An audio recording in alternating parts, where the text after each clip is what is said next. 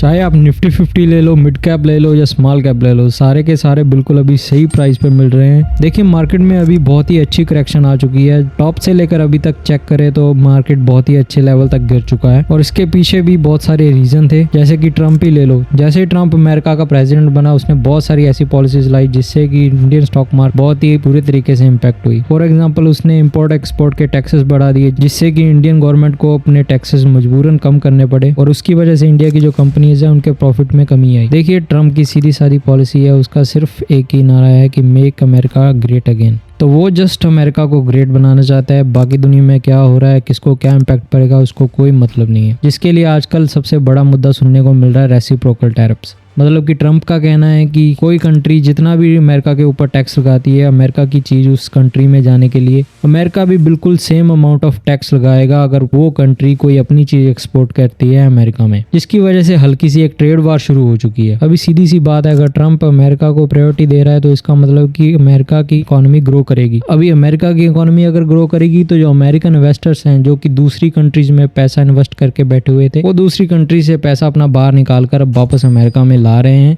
जिसकी वजह से हमारे यहाँ मार्केट गिर रही है और अमेरिका की मार्केट लगातार बढ़ती चली जा रही है। लेकिन अभी लगभग सारा कुछ बैलेंस आउट हो चुका है, मार्केट काफ़ी अच्छे लेवल तक नीचे गिर चुकी है। अगर हम पीई रेशोज़ की बात करें जो कि प्राइस टू अर्निंग रेशो होती है मार्केट की, वो भी अगर हम पहले देखें तो बहुत ही देखिए हाई थी, लेकिन अभी ये गिर गिर के बहुत ही सही वैल्यूएशन पे आ चुकी है।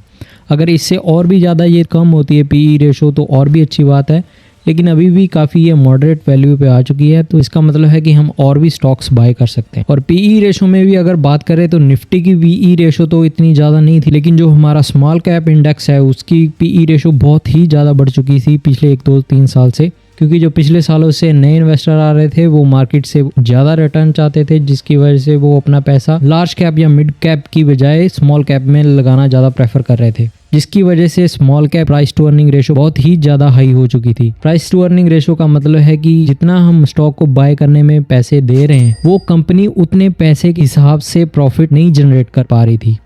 अभी उस पीई रेशो को मेंटेन करने के लिए या तो कंपनी को एक्स्ट्रा प्रॉफिट जनरेट करना पड़ेगा, अगर कंपनी जनरेट नहीं करती प्रॉफिट तो जो कंपनी का स्टॉक है उसकी वैल्यू नीचे आएगी, जिसकी वजह से पीई रेशो भी नीचे आ जाएगी, और जो कि अब 2-3 महीनों से काफ़ी नीचे आ चुकी है। अभी देखिए मैं तो इस डिप का पूरा फायदा उठा रहा हूँ, जैसे कि मैंने पिछली वीडियो में भी बताया था कि मैं स्टेप बाय स्टेप इन्वेस्टिंग कर रहा हूँ और जैसे ही कोई डिप आती है तो मैं उसमें बाय कर लेता हूँ। लास्ट वीडियो मैंने अपलोड की थी तब मार्केट लगभग अपनी सेकंड डिप पे थी और मैंने उसमें बताया था कि मार्केट तीसरी डिप पे भी बना सकती है, क्योंकि हिस्ट्री अगर चेक करें हम मार्केट के रिसेशन की तो ऑन एवरेज मार्केट 3 डिप्स तो बनाती है। अभी लगभग तीसरी डिप फॉर्म हो चुकी है, यहाँ पे हम अच्छी फ्रेश इन्वेस्टमेंट कर सकते हैं। यहाँ से बहुत ही ज़्यादा प्रोबेबिलिटी है कि मार्केट वापस ऊपर की और अपना ट्रेंड चेंज कर लेगी। इन केस अगर मार्केट फर्दर नीचे आती है और चौथी डिप बनाती है तो हम वहाँ पे भी बाय करेंगे, लेकिन अभी के लिए ये मान के चलते हैं कि मार्केट ऊपर की ओर जाएगी और हम यहाँ पे अपनी अच्छी खासी इन्वेस्टमेंट कर सकते हैं। अगर आप ऐसे स्टॉक मार्केट के बारे में और जानकारी चाहते हैं या फिर आप स्टॉक मार्केट में इन्वेस्टिंग करते हैं और मार्केट के बारे में रेगुलरली अपडेटेड रहना चाहते हैं तो आप मेरे इस चैनल को सब्सक्राइब कर सकते हैं, जिसमें कि मैं आपको बहुत सारी वैल्यूएबल इन्फॉर्मेशन दूंगा